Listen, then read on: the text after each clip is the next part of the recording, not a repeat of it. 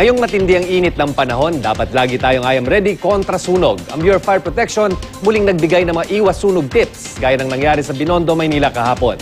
May ulat on the spot ni Dante Perelio. Dante. Yes, Chino, patuloy pa rin inaalam ng Bureau of Fire Protection ang naging sanhi ng sunog sa 6-story commercial at residential building kahapon sa may Binondo, Maynila, kung isang matandang lalaki nga ang nasawi.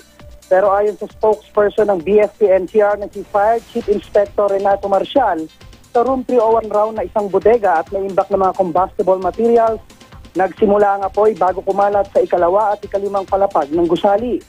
Kahapon lamang, Chino, 6 na insidente ng sunog ang naitala sa National Capital Region lamang, kung saan 4 rito ay malaki.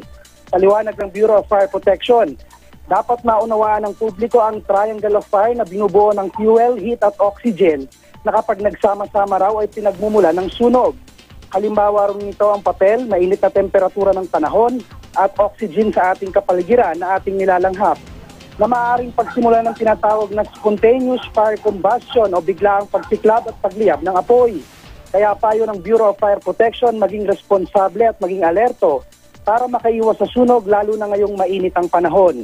Dapat raw, Chino, may hazard mapping at good housekeeping sa bahay kung saan dapat alisin sa loob at labas ng bahay ang mga bagay na tuyo at madaling magliyab tulad ng papel, tela, tuyong dahon, posporo, gasolina at mga kemikal na madaling magliyab.